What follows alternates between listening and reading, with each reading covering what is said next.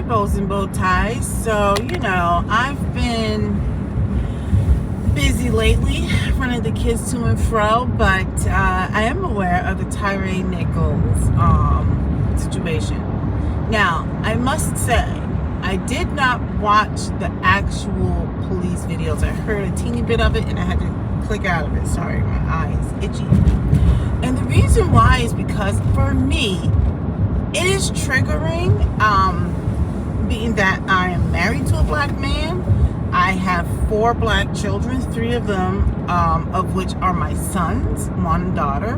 So for me, it's just really difficult for me to even, I just can't watch it. Now, let me just say this. I know I did a short video last week because that's all I had time for, which was, I was talking about how black men need to be careful about pushing this passport bros and all of this stuff. And I said, right now, they are the base of violence, passport bros, cheating, baby daddy. They're that face now, whether they are the only ones doing it or not. But the thing that's so interesting to me is, why are they willing to be that? And I think furthermore, now I know this is going to seem like a little bit of the blame game, but I think part of it is my high level of frustration too. I was looking at how the Jason Whitlock guy was literally just blaming it on single women, single black women. And I thought it was just so there will never be accountability. At what point do we as a community, at what point do men as a subculture, black men in particular, say enough is enough? It's like there's no compassion, no one cares. I'm trying to figure out why this car in front of me is doing 44 miles per hour on the highway. This lady is doing too much. Anyway, so, I look at what's going on with the Tyre Nichols and I'm like, why would, from a human standpoint, before I even lean in on the blacks, why would humans rejoice full of glee at throwing haymakers? Why would you, on a human level, want to see another human, a human being, torn down to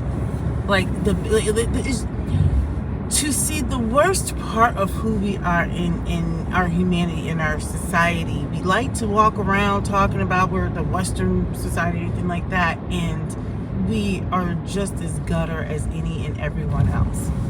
But I think what makes this so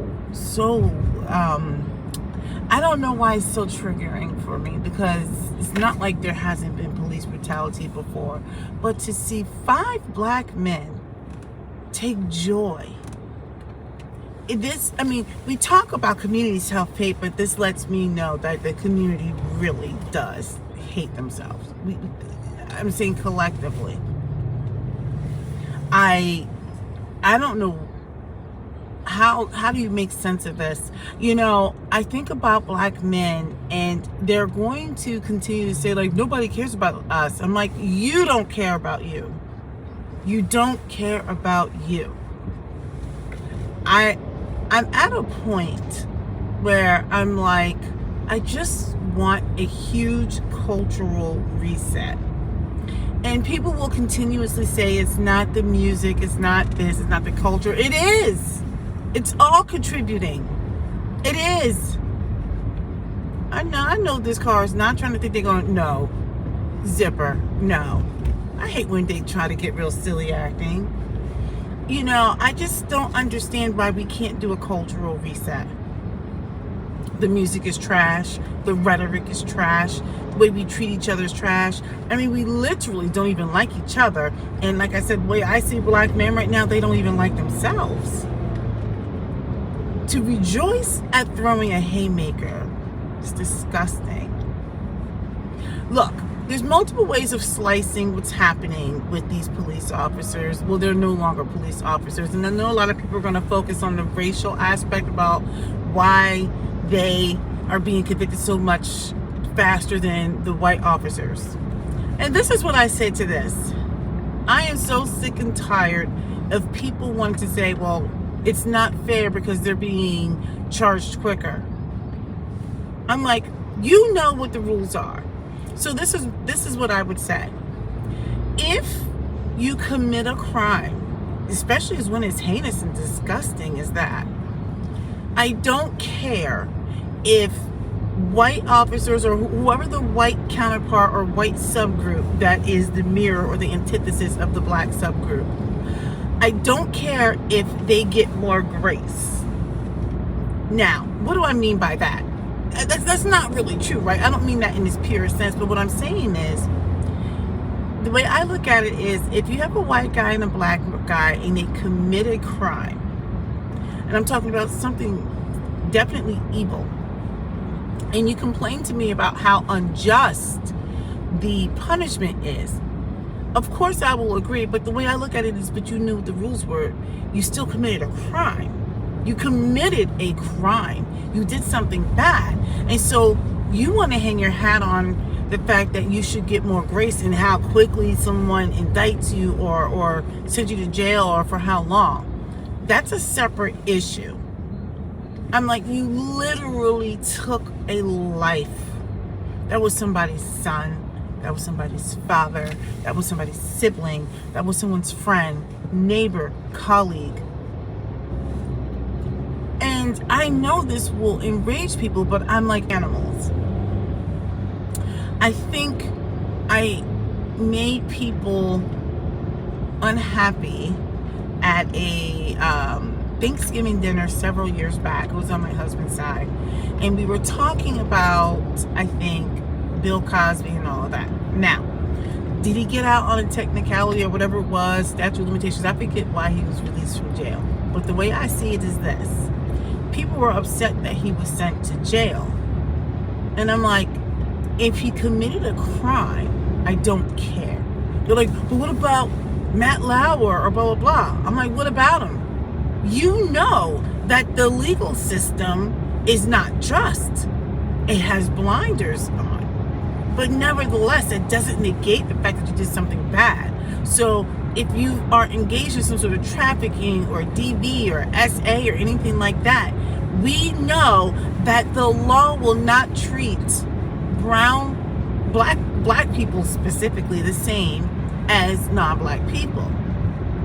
But it doesn't negate the bad thing. And I feel like black men are so freaking blinded and sometimes stupid. That's their argument point is, well, it's not fair. I know I committed a crime, but how come they're not being prosecuted? I'm like, you committed a crime. And yes, the others should be prosecuted. So when I listen to people talk about like, oh, I just find it interesting that these police officers, they were indicted right away, you know, or fired or whatever it was. I'm like, I don't care. I don't care. At this point, I don't care. To sit there and to treat another human. I don't care if this person was white or black, that was the so-called suspect. I don't care if the police officers are white or black. We have to start caring about people, about each other. But more so, black men need to figure out how to love themselves. They need to figure out how to heal. They got excuses for everything and they're doing nothing to change. You're going to get more people out here talking about how they feel bad and feel sad and this, that, and the other. I'm like, do something. Mentor a child. Do something. We got to get rid of snitch culture. We've got to get rid of this crappy music. We've got to stop. And I'm like, if we keep doing what we're doing, we're going to keep getting what we're getting. We're getting the same thing because we're doing the same thing. Well, y'all need to let me over because I need to get over. Like, seriously, dude? Like, why? Why? What a jerk. So anyway, I just feel like people are